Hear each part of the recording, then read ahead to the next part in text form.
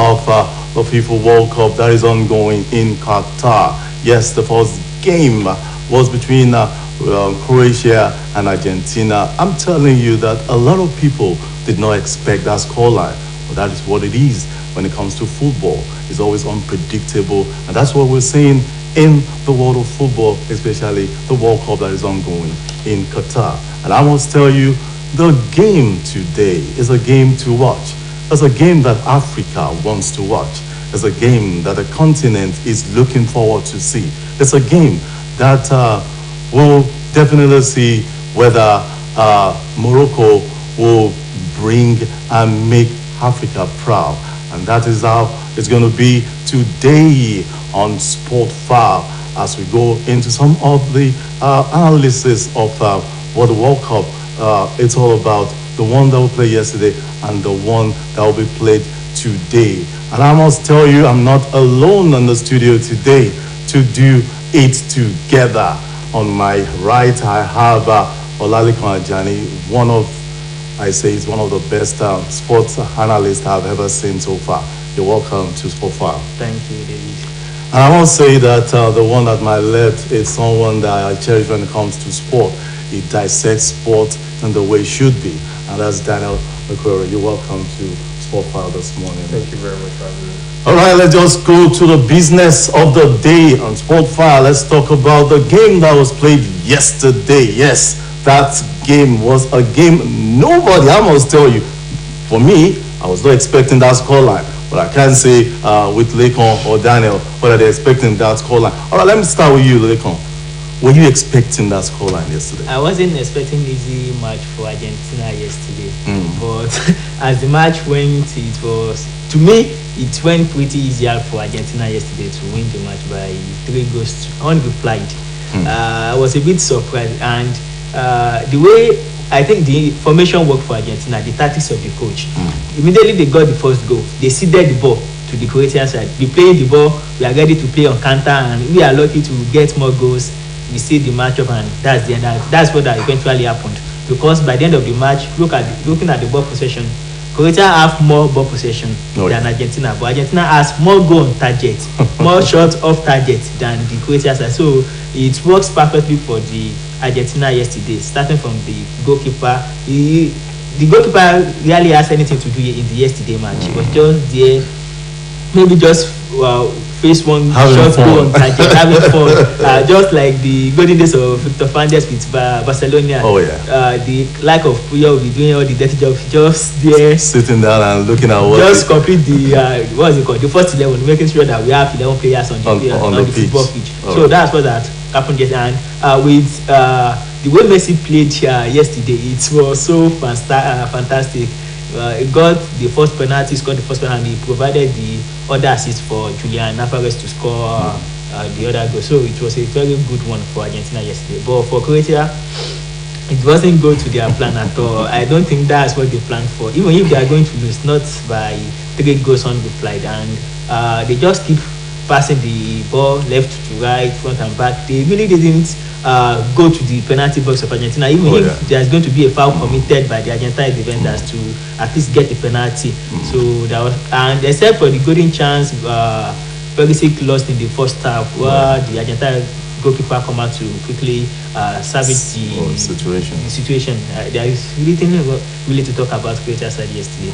All right, Daniel, let me talk to you as well. Looking at that game, were you expecting that kind of game, even from Croatia? Looking at the game yesterday, I was expecting Argentina to come out on top. The Croatian side, they're a side that likes to, stall a game. They like to play and stall a game to the point where they can get to an extra time and go forward to penalties. And in all European competitions, they've played, I think, 9 penalties and they won 8 of them, which means that they have that skill when it comes to penalties, and I think they wanted to try and stall that game to penalties. But like you rightly said, the Argentines were giving them the ball to possess and all of that, and try and see how they can make chances. But unfortunately for them, the Argentines were quick on the counter attack, and it led to the penalty that Messi was able to convert successfully, and the 2 assists. Messi yesterday was very spectacular. We saw a Messi from Messi of the old, bringing that stuff that people really loved about him, that dribbling expertise and all of that. There was perfect inch passes. Yes, perfect passes. Like he is a complete player, Lionel Messi. When you analyze the quality of a good player, you just picture Lionel Messi, and he really did that. Even at his age, we still see him making serious, significant impact on his team, and that is something that is very, very nice. And kudos to him for taking his team to the finals. All right, I'm still talking about that game yesterday. Let's look at this wonderful guy that made a brace in that game, Julian Alvarez. He was spectacular, wasn't it? Of course, it was. Ever since the World Cup started, he and Messi have been getting the goals for Argentina. And I think they are getting a replacement for Sergio Aguero, who is not longer with the national team. And with the age on Julian Alvarez's side, he is going to be there for a much longer time. Though Messi may soon leave the Argentina side, but Alvarez is Argentina with a very good strikers for the past years. You have Gonzalo Higuain, you have Sergio Aguero, you have Carlos Tevez. So Julian Alvarez coming is not a surprise that they have got another striker who is very effective at getting goals for them. So he has been fantastic along there, Messi, since the World Cup began for Argentina. And if they are going to lay their hands on the cup, he and Messi must be at the best in the final. So he must be at the best. Do you agree with him? Yes, most definitely. It's the World Cup. It's not just any competition. This is the most important competition in terms of football, and it's the coming together of all nations. So when you are representing your country like this, you see individuals tend to put up their A games. Some players might not even play as well as they play for their clubs when they come to the countryside. When they come to the countryside, you see players in beast mode. They just go all out, to bring glory back to their nation. So for the finals, Messi and Alvarez, they have to really understand each other in that game, because whoever is going to come out on top tonight is going to be a very good side contending for the title. So the Argentine side needs to put in that extra bit of effort to be able to secure something for their country. And one more thing, the information recently deployed by Lionel Scaloni is helping Messi and Alvarez to get their best. He's playing the 4-3-1-2. Either McAllister or Messi is dropping to the pot, leaving Alvarez and either Messi or Alvarez at the same time at the front row. So there is this ease of getting ball to the Messi. Messi have options to give ball to Alvarez and getting goals, and that's what they pay out yesterday too. So it's a good one for them. All right, let's talk about Messi, Lionel Messi. This is actually the missing trophy that he hasn't gotten. Yes, of course. And I think he's so desperate to get it. So do you think that dream will come to pass? Of course, the dream is possible. He already cemented his country place in the final. With either Croatia, Morocco. We joined Argentina in the final tonight. So whoever that gets to the final between France and Morocco should get ready to see Messi at the best. So Messi believes that this is the last shot he had at the World Cup. All right. So he has been giving all his best, but at the final, I believe he's going to give, if there is 1,000%, he's going to give it on the final day. So anybody coming up against Argentina in the final should get ready to see Messi. All right. Looking at the first game that Argentina played against Saudi Arabia, a lot of people are looking at Argentina as one of the washouts. Probably they won't move on. But I think in every game they improve on game basis. Yes. Do you think that this will apply, especially when they meet either Morocco or France in the final? Yeah, I think the only game Argentina lost was against Saudi Arabia. Oh yeah. And I read today that Messi said that the game against Saudi Arabia Yes, was yes, the yes. factor that really geared them towards getting to this point where they are today. Mm-hmm. And when there's a saying that says you fail to win and all of that. So when I'm very sure the team would have seen that defeat as a big loss for them, and they would have gone back to their drawing boards, would have gone back to their dressing rooms, and then the coach would have told them how it was going, and help them to be able to give them that positive mindset to be able to move ahead in the competition. And as such, we've seen that in their display currently at the World Cup. They are the finals, which is a very incredible feat. They've been able to push through the odds. Messi has been able to single-handedly carry the team, more or less. Like if you watch all the games, you see Messi leading his team. You see him leading, making those insane passes that would drive the defense to chaos. It's something that is brilliant from that player. And we just, like you said, in the finals, it's going to be Messi times 1,000, because it's going to be an enthralling match that all this, everybody will want to win, and the Argentines will be clamoring for a win. Yes. Is it not that you guys are hyping Messi too much, especially in this game? No, that's the reality. Even if you have asked the Deschamps of France and the Moroccan coach, they know that either of them getting to the final, they have to prepare for the other players of Argentina, and they have to plan for Messi alone. They are very sure of what is coming to them in the final. So it's not about hype. And Messi himself knowing that this is probably the last shot he has at the missing cup in his entire career. He's ready to give it all it can, and that's what he has been doing ever since they lost to Saudi. They haven't lost a match. They have been winning, and he keep getting goals, getting assists. So he's prepared for it. All right. Before we leave that Croatia-Argentina match, this guy Julian Alvarez, he plays with Man City. Yes, of course. Won't you look at it from this angle that Pep Guardiola will probably have a problem when this guy gets back to the team, because he's always on reserve bench. But now this guy is doing wonders in the World Cup. Of course, if not for Pep Guardiola that signed in the first place, he's unknown. Let me use that word. And I think Guardiola must have seen that he's a good player in the first instance before going for him to get him to the Manchester City side. And they even got him before they got Haaland. They got him in the middle of last season. So he just joined them at the beginning of the season. So he's probably a backup for Haaland in case there is injury, or at times you may want to play two strikers. So you have seen Guardiola playing him together with Haaland before the Premier League season go on pause for the World Cup. So it's not going to be a big challenge. It's not a challenge for Guardiola. All right, it's not a challenge for Guardiola. It's not a challenge even for Argentina, but it might be a challenge for either France or Morocco when the game is over. All right, let's talk about the game today that all Africans, I must tell you, all Africans want to watch.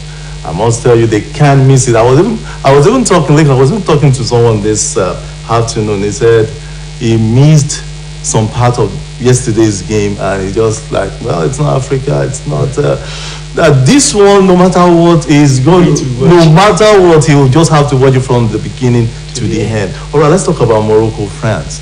Morocco, they've been wonderful in this tournament. Yes. Do you think the defense side of Morocco will match the attacking force of the Le Blues? Wow, it's a difficult one to say, considering the fact that Achraf Hakimi is a defender, but he likes to be on the attacking ground. He has contributed to the success of Morocco so far at the World Cup. It's going to be a difficult one, and considering the fact that France is going to play with 4 attackers: Griezmann, Dembele, Kylian Mbappe, where Olivier Giroud will be leading the line. So it's like a 4 attackers already placed in the man. Looking at midfield, we have to Tchouaméni and Rabiot. So the Morocco side, ever since their match against Spain, they have deployed new tactics of soaking up pressure, playing on counters, and get 1 or 2 goals. They stood their ground, and if lucky, accept them thus far to stood their ground and see the match of maybe that is the style they are still going to deploy tonight. Soak up pressure from France, get ball and counters. We have Hakim Ziyech there, and their top striker El Nasri is good at getting just 1-2 chances goals for them. And I think Hakimi too is a wonderful of course. So Hakimi playing from the wings to Ziyech, getting on counters, and their striker help them with areas ball a lot. So if either they get crosses or they play on fast counter, and I believe that France will have also watch out for that. Don't give them chances to play on their game. So and the way France do at times, they also system ball to opponent because they also have this those players that can play on counter, Dembele and Kylian Mbappe on both wings. So it is a match that is not so sure. you can't really predict. All right. Because of the way Morocco play Belgium, Spain, Morocco have played top of European teams, and we see the way they play with them. So but I believe France is much more prepared. Looking at that, Morocco has beaten Spain, beaten Belgium, beaten Portugal. They won't take them lightly. Oh yeah. All right. Still talking about France now. Mbappe, Griezmann, Giroud. These are wonderful players for the French team. Do you think that the Moroccans will be able to match this fast, wonderful, tall, especially Giroud? He's always good with him. Well, so far the Moroccan side they've just considered one goal. Oh yeah. And that's to show that their defense, even it's an own goal. Yeah, an own goal. That's to show that their defense has what it takes to be able to keep this attackers at bay. But now let's look at it from the French side. They have Dembele, they have Mbappe, they have Griezmann, they have Giroud. 4 insanely good attackers. Telling you. Dembele plays for Barcelona, and when you watch Dembele play, you see a player that has developed. Oh yeah. Before it was not this good, but at some point of time, you start seeing Dembele everywhere, scoring goals, doing impressive things, and he has brought that same energy to the World Cup. When he's on the ball on that line, you see he makes really quick moves that if you're not quick to tackle him, before you know it, he's already in the box. So the Moroccan side, they need to really watch out for those 2 fast-paced players. That's Kylian Mbappe, and they need to watch out for Dembele as well. And Giroud is the kind of player that if you don't cover him, if you don't cover him properly, the next thing you see is one skillful move, and the next thing is a goal. So they need to be able to cover their defense line, because that is really the most important if they want to win this match. And then they need to be able to find a way to be able to balance. They need to be able to find a way to be able to balance their midfield and their attacking. They need to be able to play in those area balls. The last match it was an area ball that saw that header that made Portugal to be evicted from the World Cup. So they need to area balls seem to work in their favor. So they need to try as much as possible to retain possession and make moves that would help them secure the win. All right. Still talking about this game because I'm so concerned about it, because if Morocco should go ahead, it's an history that I don't know. They've already made it. I know they made it, but this is another step entirely, and I think they were really working on it. But the Moroccan coach Wali Gago, he said that they can match any team. Is that pride? It's not pride. It's giving courage to his boys. They have already matched some teams. If we are to mention, world champions, of course, Spain, Belgium, Portugal. They have already done that. So it's not pride. It's only giving courage to his boys. You have done it against some teams, you can still do it against France. So that's just that. And another thing we should look out for is the PSG players coming up against each other. Hakimi and Kylian Mbappe. Kylian Mbappe is playing on that same weeks where Hakimi will be coming on. So they are familiar faces, they play together. So it's going to be a tricky one for both of them. So coming up against each other, and they must have tell their teammates one or two things about each other. So it's going to be a tough match for both of them. But the scoreline, I'm not seeing much go in that match. I'm seeing them being cagey, being compensative about yes, conscious of what is going to happen. So it may not open up to see a lot of goals, but I'm not seeing it going to extra time or penalty. Saying it goes to extra time penalty. In my own case, I'm actually seeing it going to penalties. All right. Because one thing I know is that the Moroccans, they're not in this competition for the fun of it. All right. We've seen them defeat big nations, Spain, Belgium, Portugal, and like you said, they need to just have that courage to be able to do it again against France. And if they are going to score, I'm not like I'm saying that there are going to be lots of goals. There might be lots of goals in this match, but then I'm seeing that game taking its toll and running through extra time and probably going into penalties, and then penalties anybody's game. Oh yeah, it's anybody's game because the French side want to score and the Moroccan side too also want to score. Oh yeah. So when you see a clash between these two players, we tend to see that game stalling till the end of the 90 minutes because they're making attempts and probably they're both foiling those attempts. So I'm probably looking at this game going to extra time and going to penalties as well. All right, we were not really satisfied with whether it's going to be Morocco or it's going to be France, and that's the reason why we had to move out and feel the pulse of football pundits around Osogbo to know their prediction, especially the game between Morocco and France. And in just a moment, we'll show you what they are saying. So I'm supporting Morocco. I'm waiting for Morocco because they have been fantastic from the start and they only conceded 1 goal. My name is Fayemi Oluwadolapo, and for the ongoing World Cup, I'm going to be rooting for France because I did the French course once and I'm kind of familiar with their culture.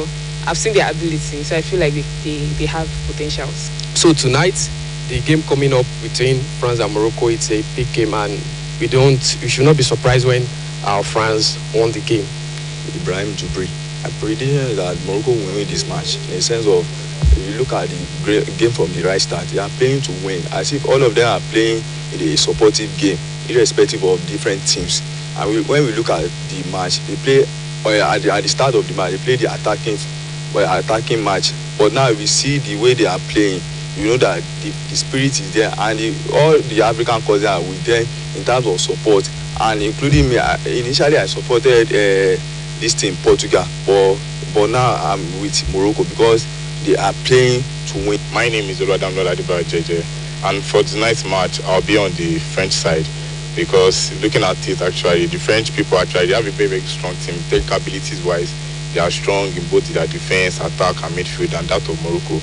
Morocco actually can come up with some of the surprise against them, but I still feel the French might have enough to win this match. They will probably go on and win it because their players have more mentality for this kind of match. They are mentally prepared for it than the Moroccan players.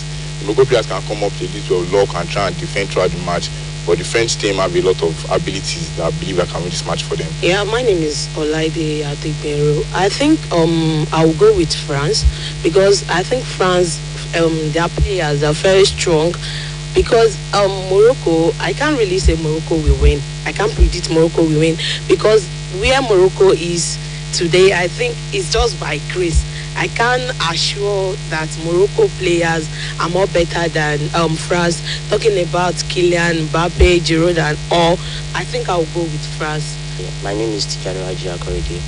I will go for Morocco tonight because with the look of things, it's an African country and I will be happy if Africa can have access to the World Cup because France have it before and I will be happy if African country can have the World Cup. France's progress. I will have to choose France because they have all it takes to win the World Cup, starting from their midfielders and their attackers, especially with the help of Olivier Giroud and Kylian Mbappe. So there is probability they are going to win the World Cup. My name is Ayomide Opatunbi. My prediction is 2-0 to France. France to win because I believe France is a better team than Morocco. I believe that the anxiety of Morocco wanting to win will make them flop, and that France will be prepared because Morocco was able to beat Portugal, so they won't want the same thing to happen to them, so they will put in all their best and power to make sure that they beat Morocco. Lekon Daniel, I must tell you, there are so many French Nigerians there. You know, as I was saying, because she's studying French in schools. You know, well, I will still stick to Morocco any day. Of course, you can't just tell me why am I sticking to Morocco. I'm an African, and I have to let you know I'm an African. All right, still talking about that game. I think it's 8 p.m. Nigerian time, and definitely I know all of you will want to watch that game, and I know most of you will want to give it to Morocco. I know a lot of people were not even given Morocco this kind of chance to get to this stage. Of course, the most talk about team from Africa is Senegal, and Senegal lost out at the round of 16. So Morocco was a surprise, and maybe one of them said that maybe by grace. You can't really say. Well, football is not about grace; it's all about hard work. Of course, it's not just grace, hard work. All right, away from the FIFA World Cup, let's just move quickly to some of the things that we have here. Yes, there's this one from the Confederation of African Football. They're introducing the VAR to the under-17, under-20, and under-23. VAR in Africa. Of course, there are some matches we have engaged VAR for with the use of CAF officials, and it's a good one. We wish also should continue evolving as others, especially as figure sport is evolving, especially football. They are making sure to get everything in the right perspective. There are some goals that would have stand before VAR was incorporated into football, and ever since we have seen some errors being corrected by VAR. Even before VAR, we have the goal line technology, the offside technology. So VAR is an advance on it. With the use of VAR, we can determine which one is offside, which one is a foul, and the likes. We even have call back at times. A foul will have occurred, and the referee have allowed the play to continue. So with the aid of VAR, we are able to see some. So it's a good one if you can emulate it in the right way. Not like the way the Premier League is using VAR, because the VAR is most controversial in the English Premier League. But for other in Spain, La Liga, Germany, they are making good use of the video assistant referee, and it's working really well. And the Champions League too, they are making use of it. So if you can emulate the good use of video assistant referee, it's a good one for Africa. All right, yeah, same thing. Even the CAF are extending that VAR to inter-club competition as well. Well, it's like my colleague rightly said, it's a good one for Africa. And the VAR is a machine that helps to detect fouls, offsides, and all of that. And the African football in general has seen a lot of hiccups, a lot of issues in terms of offside and all of that. And bringing the VAR into African leagues, into African football, is a very good one. Kudos to the people involved, and it's a way to make the game more interesting. It's a way to make when you that you have a VAR that is not going to be partial. It's going to do things the way it is supposed to be done. Give offside when it is necessary, give foul when it is necessary. Not the referee is going to do his best, but the VAR is like an added assistance to the referee. In terms of helping to make accurate decisions. And bringing VAR to Africa is a very commendable development. Before we leave that, it's called that. One thing I will employ that CAF should do is introduce VAR to the CAF Champions League and CAF Confederation Cup, because there are a lot of hiccups, a lot of controversy when it comes to teams from Southern and Western Africa going to play in the Northern Africas, playing in Egypt, Libya. You know what I'm talking about?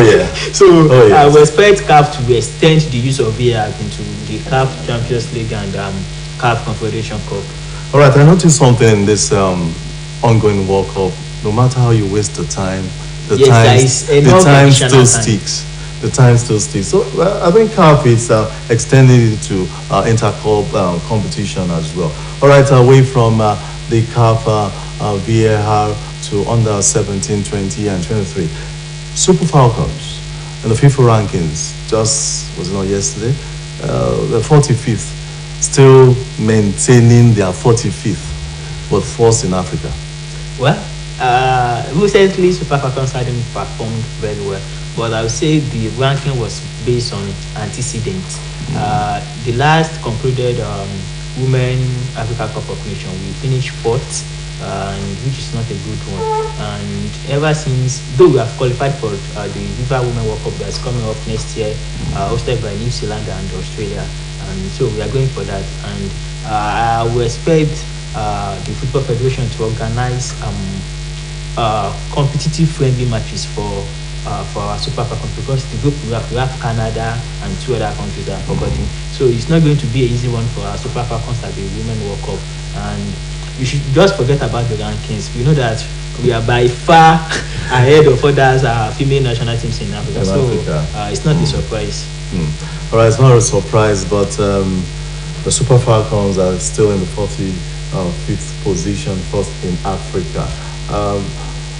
Why is it always that when the Super Falcons go for World Cup, they are nothing to write home about?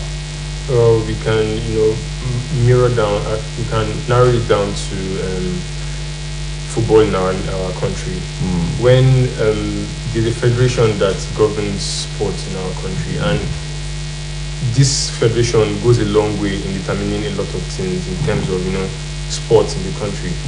When the base is not strong, the team itself will fall apart.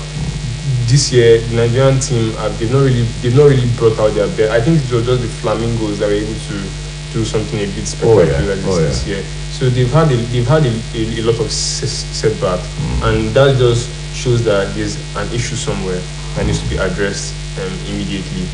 The FIFA rankings ranked us 45th again. Well, we are still at the same place where we are, and they shouldn't allow that one deter them from doing well. Like you said, they should be organizing international friendlies for these women, to be able to compete with other nations, test their strengths, know their weaknesses. I know the next Women World Cup they qualify for, they're able to do something spectacular and hopefully bring the trophy home for us. All right, away from that, let's just go to some transfer gist. Let's talk about N'Golo Kante. N'Golo Kante will be. Barcelona is reportedly closing agreeing in terms with N'Golo Kante to move to Barcelona after it becomes a free agent in the summer. Is that good enough for that guy? Barcelona at the free agent stuff again. I don't know, because rightly at Barcelona there are quite a number of midfielders with Barcelona, except for the aging Sergio Busquets, who is probably going to be out of contract with Barcelona at the end of the season. They have Frankie Chiesa, they have Frankie de Jong, who can play in that same position. They are looking forward to getting N'Golo Kante for. N'Golo Kante is of age, and I don't see him as someone who has 5 years in football again. And with the type of injury you keep getting, I won't advise Barcelona to go for N'Golo Kante. They're almost closing the deal. Well, I don't know I don't know if that deal is being done on the request of the coach, or just because he's going to be a free agent by summer. It's going to be the salary, and with Barcelona saying that they're still looking for money to get things done, I'm not expecting them to be going after all players. They should stick with the one they have and get things done. I'm not expecting them to, but lucky for them, if they are able to get this, a good addition to them. So it's not a bad one. Is it a right move, Daniel? Like you said, N'Golo Kante is at that age where he doesn't really have time on his side again, and with the injury crisis that he has been having, it's going to be Because I think Barcelona needs stable players.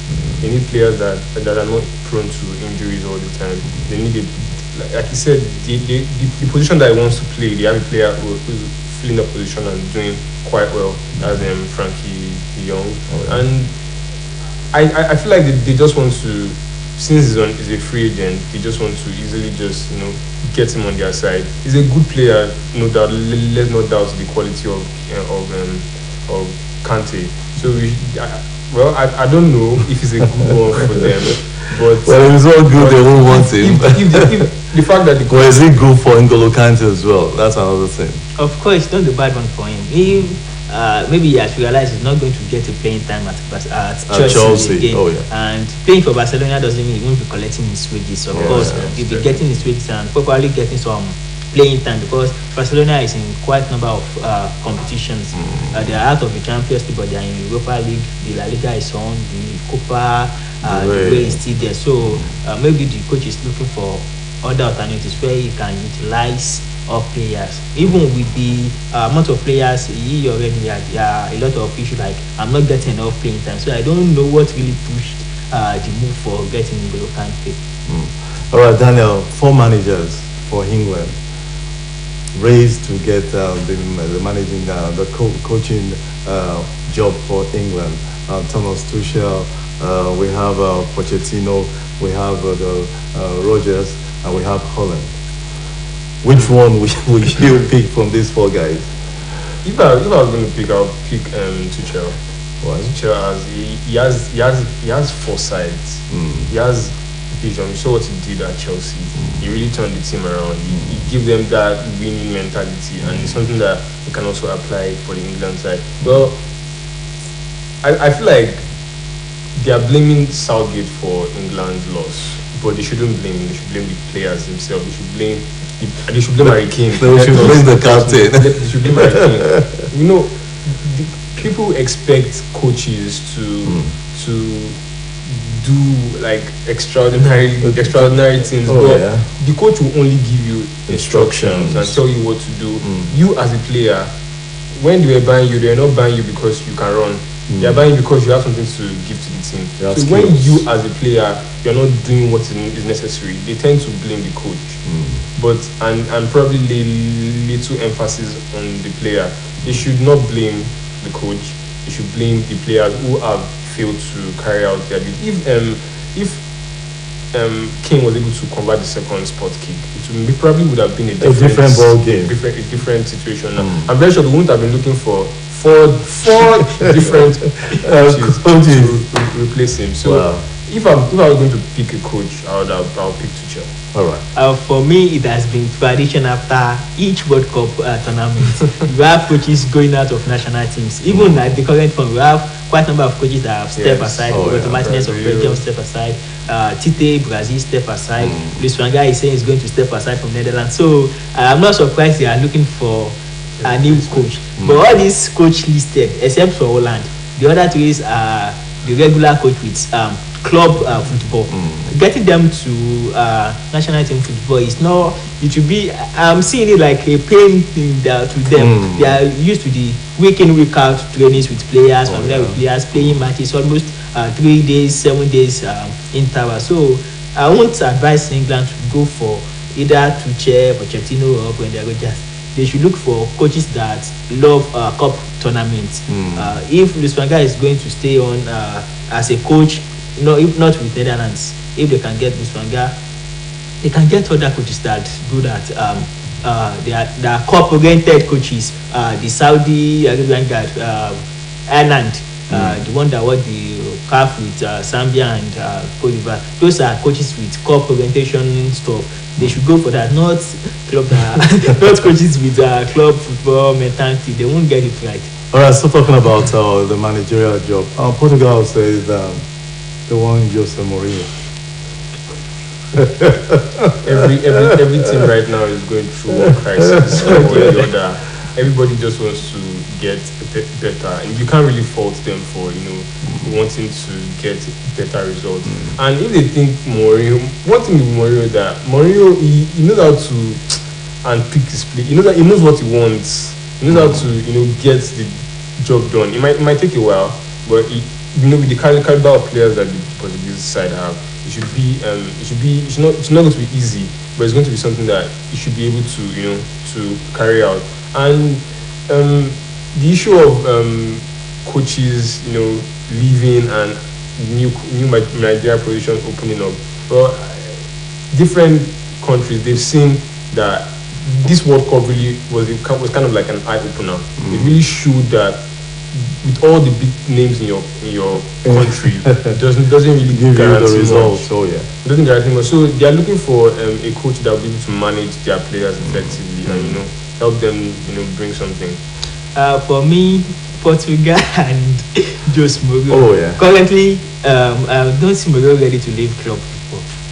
And even if he's going to leave, I'm not saying him going to Portugal. Oh, that is national. Oh yeah. National. So with the current set of but don't you think that Portuguese? Don't you think that zeal for his country would want him to maybe of course. Yeah, I think when the times come, really love to. He have said it that he would love to coach country side, but right now, only if Ronaldo is out of that team, I think that is when Mourinho is going to be ready to take that job. Because right now, I'm not seeing him taking on Portugal national team that include Cristiano Ronaldo, and with the recent incidents with Ronaldo. But it's going to be a good one for Portugal. But if Mourinho is still going to come with this style of play of get goals and sit back, a lot of fans are not enjoying that type of football again, and it's not going to be an easy one. But it's a good coach if Portugal can get on, and more or less is a child of the soil. Let's see how that goes.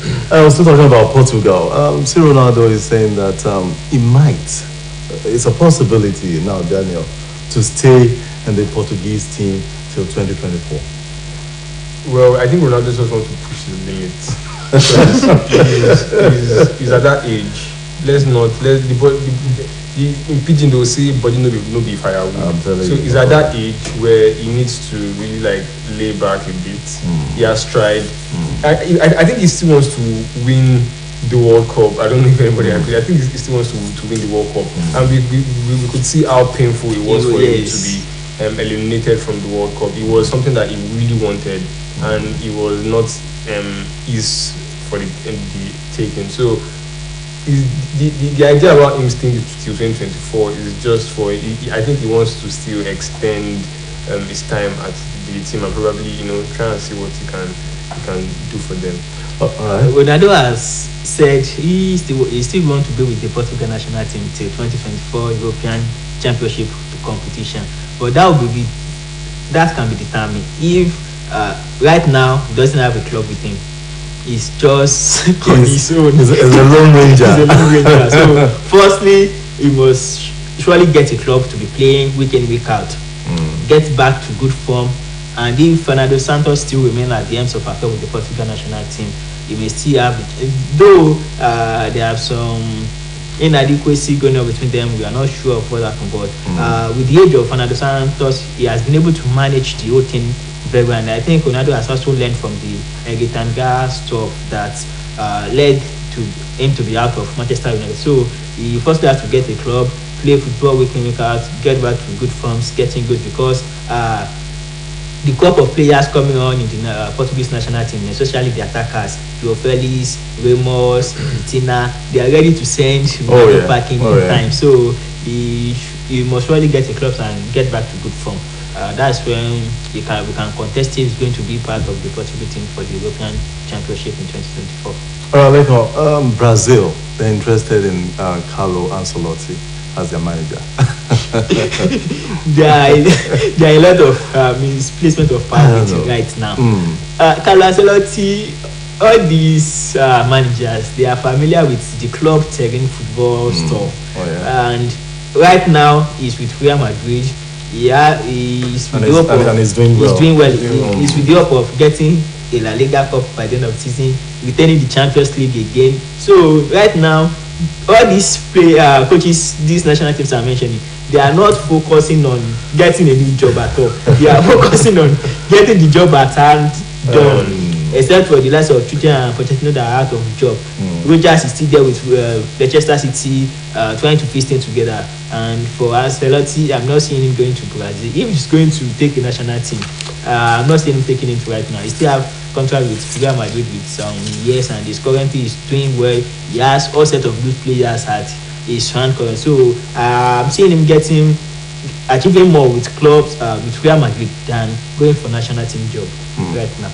Your take on that? And I think he has said basically everything. Most of these coaches, they're not looking for new jobs. Somebody like Ancelotti now, he has a lot on his plate. He has the Champions League to consider, because he has to retain the title. You know, his club Real Madrid were able to win the title in the last season, and he has to be able to prove a point again this season. And club football is a really, really tasking job. It's a lot of games played, and he has a lot of things to consider. So if he feels like this is the right move for him, then we're going to see in coming weeks and months, we're going to hear the news about that. And hopefully Brazil are able to get a coach that that is available to the team, a coach that can handle the caliber of players at the Brazilian side, because these are all top players, and you need a top coach to handle top players. For me, the ex-Brazilian coach Tite was not known until he got the Brazilian job, and he did perfectly well. Though he may not have won trophies with them, but he did manage all the stars, all the players, and he got the team playing good football. So I think Brazil should look inward and look for another national coach that they can get, because all these coaches they are listening, I don't even know if the national team football will not be bored with them. They are used to the week in, week out stuff. So I'm not seeing once in a while competition. Of course, they're self-friendly and playing qualifiers instead of fighting for cups, for trophies. I don't see a lot of them taking those jobs. All right, let's still talk about Joe Felix. He wants to go to Arsenal, and there's this probability that Aston Villa wants him as well. Oh wow! Felix right now is doing well for a country. Atletico Madrid. He's also doing well in Atletico Madrid. But in Atletico, he has been a little bit sluggish. He has been a little bit, drawn back. And I don't know whether it was because of before the World Cup. I don't know whether it was because of the coming World Cup that made him that way. So if he's looking to leave for Arsenal right now, they are. Well, we're going to continue when the World Cup is over. Arsenal right now, they are in top form, and a player like Joao Felix, adding to their squad is a very good one. Is going to really help that forward with Bukayo Saka and the likes of players like that. Well, the transfers window will soon be open, and we are going to see a lot of changes made to different teams, and hopefully Arsenal will be able to clinch this one. I'm not saying Arsenal getting Joao Felix, because why? Fine. Atletico Madrid spent £120 million in getting Joao Felix from Benfica to their side, and since the beginning of this season, there is issue between Joao Felix and Thiago Simeone.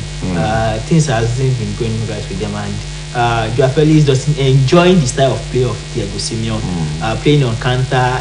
With Benfica, the style of play is play passes together, full attacks, and get goals and the likes. But ever since he got to Atletico Madrid, it hasn't been going rightly for him, except for the recent exploit he had at the World Cup where they have been eliminated already. So he's already looking for a way out of Atletico Madrid, get to a better clubs where he will enjoy his football. This player, they prefer enjoying football at times, like just playing to coach instruction of sit back, get ball, counters, get goals, and sit back again. For Felix, and now Atletico is putting a 100 million tag on him, that if they are still going to let him go, they must get at least some of the money they already spent.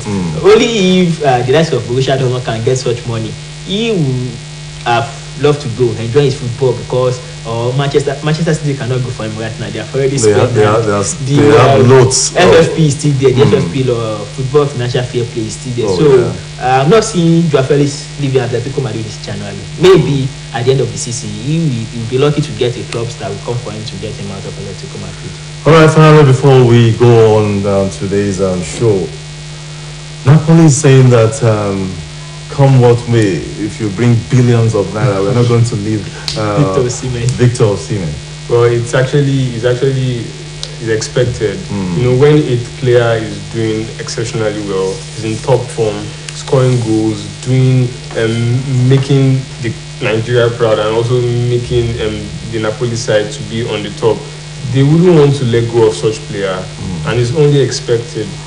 When it's just like a certain Ronaldo or a certain Messi, you know, bringing in, you know, goals and doing well for your team, and then other things want to come and buy. They wouldn't want to let go of such player. And Osimhen right now is at the top of hot. He's the hottest boy right now in Italy. He's hot and he's doing exceptionally well for the team. So I'm also not seeing Osimhen leaving. Different clubs have brought offers, but so far I've not really heard any club that have been able to successfully convince him to be able to join them. So I think Osimhen still has more time to play at Napoli.